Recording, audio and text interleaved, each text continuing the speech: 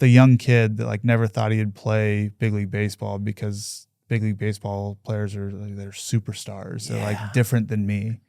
And all of a sudden I end up being one of those people and have this thing that like only the best of the best get.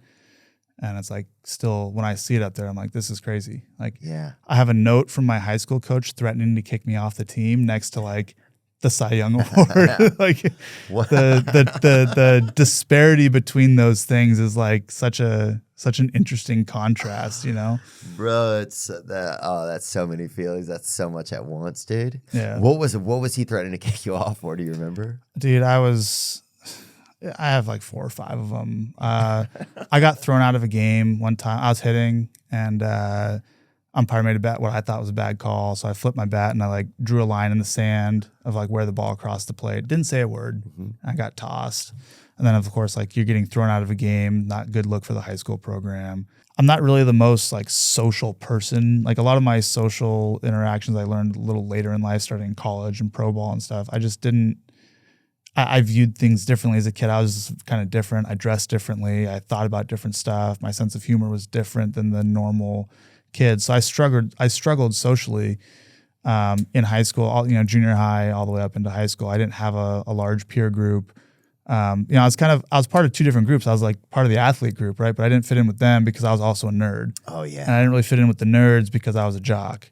And so I kind of got pickled between both of those, where I didn't really have a group that I fit in with. Like Clark Kent almost, in a way. I mean, not quite as super, but But, well, you would turn out to be. Oh, here you are, right there. Yeah. Trevor in this throwback to when the Astros didn't have to cheat to win. That's it. That's the tweet. Oh, that's cool, dude. Does that kid look like someone that would fit in? So that's actually a uniform. Like I would wear my baseball like pants and uniform and stuff to school in grade school. Then that's so I got picked on a lot. Sure, yeah.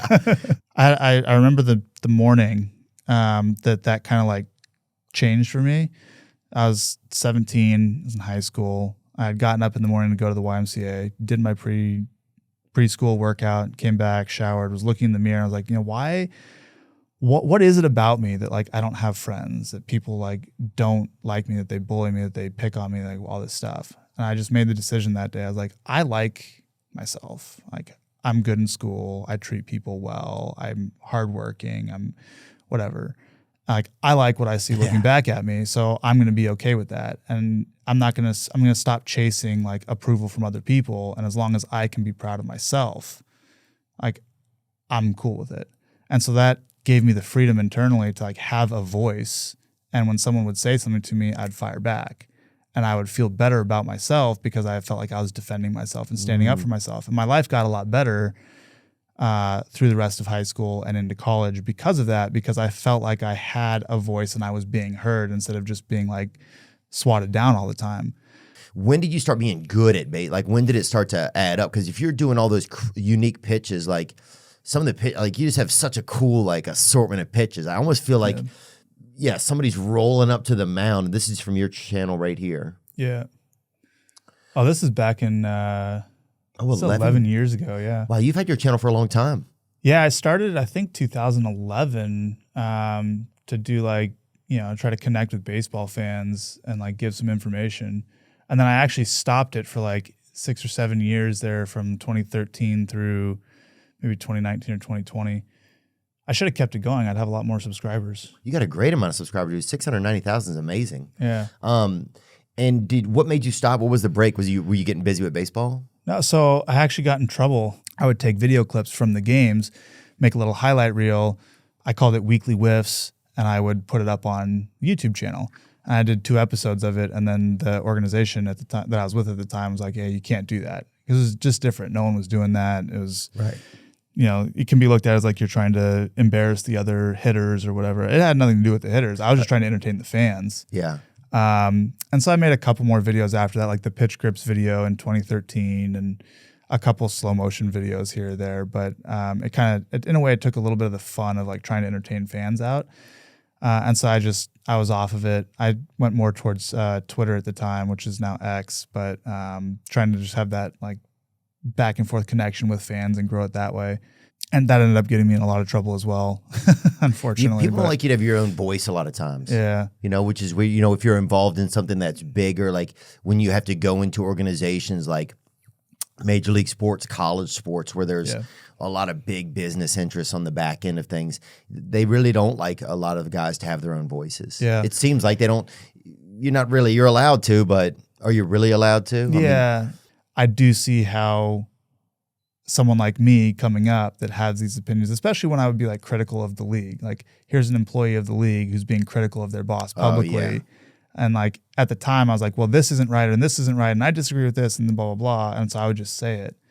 And then without considering the opposite perspective. And I think I was a lot more like, I can identify this problem and I'm just going to say that there's a problem and blame, instead of now what I really try to do is look at and say, okay, I identify a problem, but what are some potential solutions? Let me present the solutions that I think and have a discussion about it, instead of just like, hey, you're wrong, do this way and whatever. Yeah. So some of that like evolution over time, growing up and getting older and learning from past mistakes, starting a business, seeing other perspectives.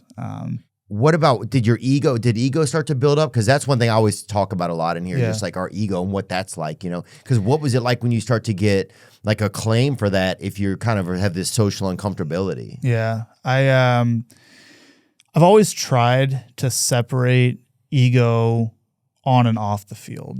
I haven't been great at it, but I think having an ego on the field is super important. Like when you walk out there, you got to know that you're the best. You have to believe that you're better than him and him and him.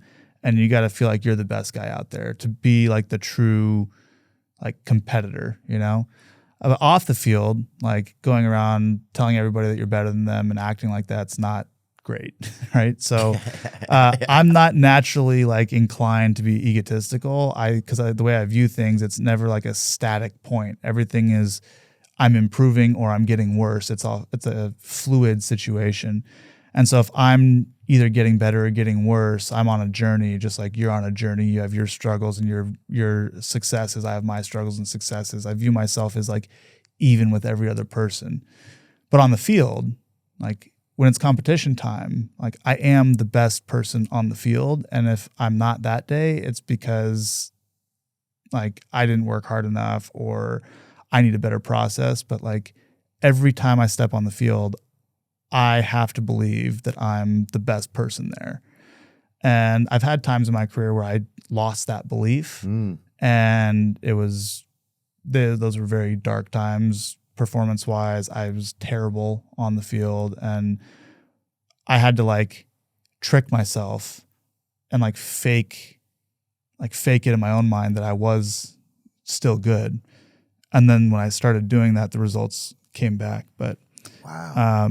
I think I'm a little predisposed to depression for whatever reason. I don't know if it's something chemical or what it is. I'm a very like kind of flat personality. I don't have like a ton of highs and lows. So when baseball would go bad, like my mood would go really bad. And I had to find a way to kind of pull those two things apart and be, regardless if baseball was up or down, I needed to be able to like be okay in my life. And would you if when things got bad, how would you booze a little? Like how would your world know? So I've never been drunk. I've never done drugs. Wow, bro, you are riding the freaking world. Like, it's incredible, man. I didn't have friends to invite me to the parties in high school.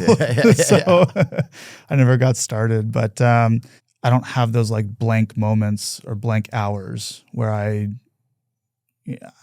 would fill those early in my career. I'd fill them going on Twitter for 3 hours, and Twitter's so much fun. It was so much fun, and I had fun with it. Yeah. But I think me having fun with people is usually like playful banter. Like I'll kind of like throw a little like jab your way, and you throw one back my way, and it's like because it's a jousting match, and I like that because it's witty. And it forces me to think and like and I'm having these conversations with people and I'm like laughing and joking with them in person. Yeah. And you get a sense of like, I'm not being serious. And you can tell very clearly that I'm not being serious. But on Twitter, it doesn't come across that way. And especially not, even though the person that you're doing it with may feel that way, may not, other people reading it might get really confused. Yeah. And so I would banter with a lot of people, and I think it got construed negatively by the media. I know it got construed negatively by the media, the larger media as a whole. And then I get this reputation of being combative and stuff. And I was never doing it from a combative standpoint. I understand how it looks that way and how it came off that way. And so those blank hours where I was just had nothing to do and I was just like joking with people on Just Twitter, firing stuff off. got me in trouble. Trump has a great. Dave Portnoy interviewed Donald Trump, and he goes, "You ever just like would you was he asking Nick about proofreading some of his tweets or something?" And Trump's like, "Yeah, you ever just fire something off and just go to bed and just hope it's okay?" And Trump was like, "Yeah, all the time." Yeah. You know, and you're like, "What the hell is going on?" Yeah. Half the time it's like, damn, I never would have thought that would be interpreted that way. Thought twice about it. Yeah. When did you start to get the entertainment aspect? How did that kind of come into you? Do you feel like? I think when I got comfortable that I was good and that I had largely like established myself where I was going to be able to have a career. Like early in your career, you're just fighting to stay there. And it's like, if you have a bad outing, you might not be there the next day. But once you get to a certain level, it's like, okay, I have some leeway here. I can't be bad forever, but if I have a bad start or two, it's not going to be like I'm gone. And so that gives you a little... It becomes manageable. Yeah. And it gives you a little sense of like, settle in, you can take a breath, you can be a little bit more comfortable. I like the banter, like we talked about. I like the kind of witty interactions. And so I like figuring out the puzzle of how do I like take this normally mundane thing and just put a little twist on it, like make it more entertaining for people.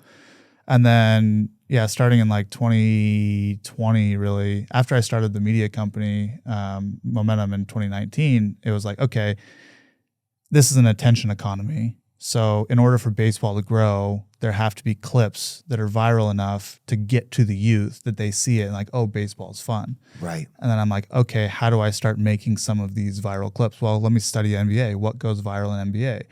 Oh, when people do something like they dunk on someone and they celebrate it. Like when LeBron's flexing on someone, like that's everywhere, right? When Curry hits a three, but before the ball's in the bucket, he's already running down the court, like celebrating it because he knows it's in. Like that's everywhere. So I'm like, okay, how do you apply some of that to baseball? It's like, all right, what can you do in baseball? Like, are you going to celebrate a strikeout? That'd be comparable to like flexing on someone when you dunk on them, right? Are you going to call your shot on, the day before the game? Oh, I'm going to do this with this person. Are you going to have some sort of, what does that look like in baseball? That's a good point. Yeah. And so I started getting the entertainment aspect of it because I was settled with the performance. Like I can entertain and compete at the same time. Right. So I can compete and just not do any entertainment. And you're going to get the same level of performance out of me that you'll get if I'm also doing a little bit of entertainment. Because it's like my base operating level is intense competition. Dude, you're an interesting dude, bro. I'm all messed up. No, it's great, though. My mind's. But you're right, though. If you're trying to build this sport, that's what you have. You need some of those moments. Yeah. Like there's a video out there, and it's a bunch. It's of you just impersonating some of the other players on your team. I think when you're with the. The Indians. We were in Pittsburgh. With the Indians. It was shout out Sunshine Clevenger over there too, dude. Yeah. You know Mike? Yeah. Definitely been around Mike, man. He's such an entertaining guy. Yeah. So this is a funny story. A lot of people don't know like the follow-up to this story. So you can see the guys in the background of this video have rain like tarps on or whatever. So it's raining. Right. So you're in a raining game, and this is here Cleveland versus Pittsburgh. What year is this? This is 2018 maybe. Okay. I don't know, 20. And as you come up to bat here, you keep kind of impersonating, I guess, different players on your team. Their batting stances. Yeah. So we had a lot of unique batting stances this year. And so always like we get 4 days off in between starts as a starting pitcher. So we're in the dugout just messing around, like we don't have anything to do. And so I was always grabbing something and trying to impersonate, Mike Aviles, Jason Kipnis, Rayburn, Brantley, like some of these guys that had really unique characteristics.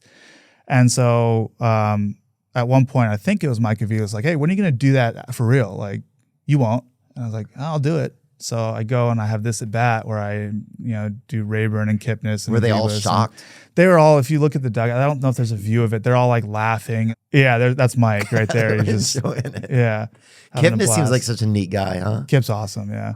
So the follow up to this though is I walk in this at bat. And so I'm on first base and I'm just this stupid pitcher, like, running the bases and whatever.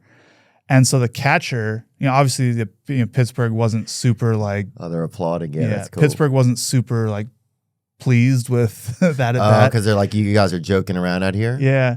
So right after that, the next pitch, like I take my lead off first and the catcher catches the ball and like fakes like he's going to throw it down. The first baseman was nowhere close, but I'm not used to being on base because I suck as a hitter. I'm never on base, right?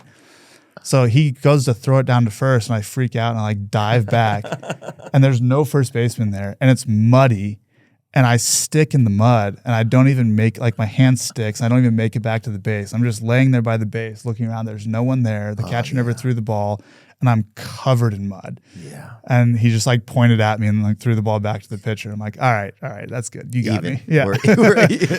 That's good. I respect that. Yeah. That's classic. That's such a neat thing about life too, how it works. It's like the second you start to get on your high horse, even just a little, life's like knocks you down. Yeah, here you go. There's another really good example that we're playing the Padres 2021. We're at Dodger Stadium, and I'm facing Eric Hosmer. Now I knew Hos he was in Kansas City when I was with Cleveland, so we played each other a lot. So we have a little bit of a history like playing each other. So the first at bat, I throw him a curveball. He like half swings at it and strikes out, and I like hit him with my sword celebration. And the next at bat he comes up, I throw him a curveball. Instead of missing it, he hits a rocket right back at my face. Like it would have killed me if I didn't get out of the way. I end up like laying on my back, and I'm like laying there on the mound like, what just happened? Fortunately, it didn't hit me. And he's over at first base, and I start to sit up, and there's actually a picture of me. Yeah, this is probably it. Is this? Yeah, that. Ooh. Right? And I don't know if this video clip goes long enough, but see if I laugh right here. Yeah, right there. So he's at first base. He like, hey, and I look over at him, and he gave me the sword back. He gave you the sword back. So I got him the pitch, the at bat before, and then he just like got me back and then let me know about it. Tatis had a great one. He hit a home run off me, like put one hand over his eye, because in spring training I had like thrown in a bat with one eye closed, and then against the Padres, and then they waited, and then when he got me back, he put his hand over. Do you mind this stuff? You think it's fun? I love it. Yeah, it's cool actually. Dude, if people would like celebrate on me all the time, I don't care. Like that's good for the game.